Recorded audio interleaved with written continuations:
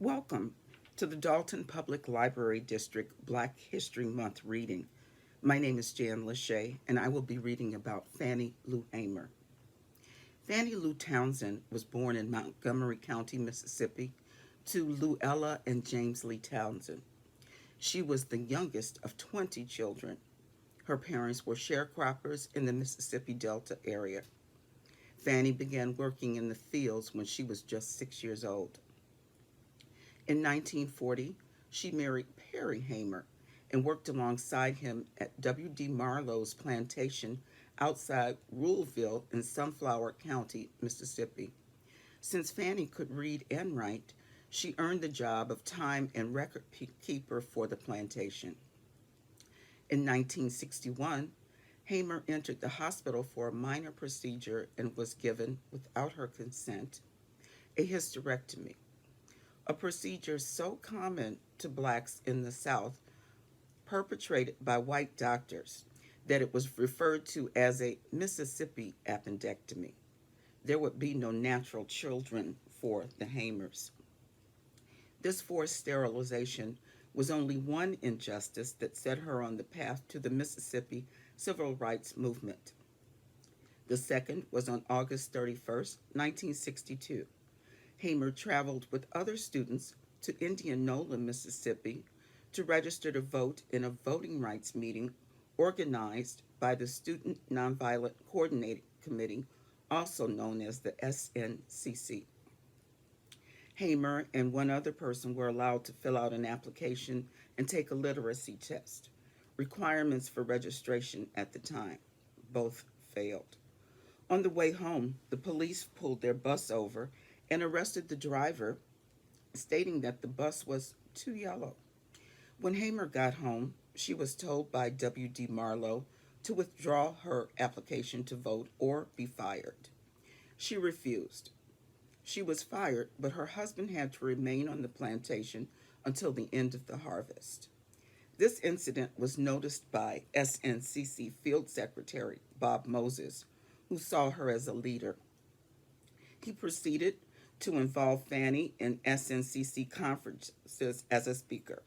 Through 1962 and 1963, Hamer worked for desegregation and voter registration.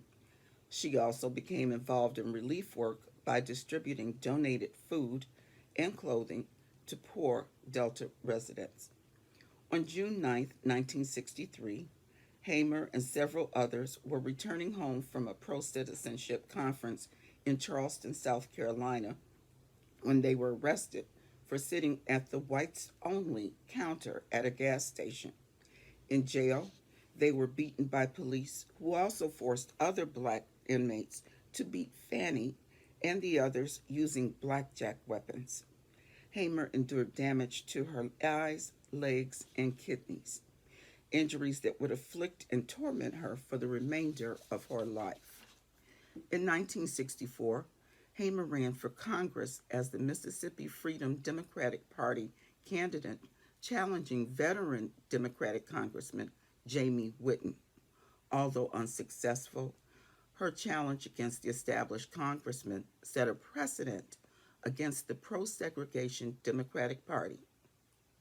As a result, the MFDP and Hamer gained more notoriety. In 1964, the Mississippi Summer Project, or as it is known, Freedom Summer, brought hundreds of college students, mostly white, to the state to work for civil rights. Although some SNCC organizers were wary about bringing in a group of white outsiders from the North, Hamer saw the value in an integrated movement and said, if we're trying to break down this barrier of segregation, we can't segregate ourselves. In August of 1964, in Atlantic City, the MFDP challenged the seating of the all-white Mississippi delegates at the Democratic National Convention. As vice chair, Hamer wanted to persuade the convention's Credentials Committee to seat them as representatives for Mississippi. President Lyndon Johnson, who needed the Southern Democratic vote for re-election, was determined to stop them. Hamer was set to testify before the Credentials Committee, when President Johnson called a press conference at the White House, causing networks to break with their convention coverage. President Johnson's plan to keep Hamer's testimony from being televised was so compelling that many evening news programs decided to broadcast it anyway. Hamer's statements of brutality and trials ended with, "If the Freedom Democratic Party is not seated now, I question America. Is this America, the land of the free and the home of the brave, where we have to sleep with our telephones off of the hooks because our lives be threatened daily because we want to live as decent human beings in America?" Thank you.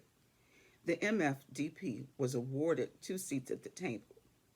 Hamer rejected them, saying, "We didn't come all this way for 2 seats." After the convention, Hamer was in high demand as a speaker. She traveled the U.S. participating in fundraisers, but voting rights remained a high priority. The Voting Rights Act was finally passed in 1965 and put an end to the literacy test. Some of Hamer's other contributions included instituting livestock and agricultural co-ops in the Delta. She was also involved in introducing the Head Start program for low-income children of all races. In 1976, Hamer suffered from declining health issues from cancer and complications from the beating she had endured. Hamer died in 1977. She was eulogized by Andrew Young, the United States delegate to the United Nations. Many civil rights leaders have spoken in admiration of and respect for Mrs. Fannie Lou Hamer.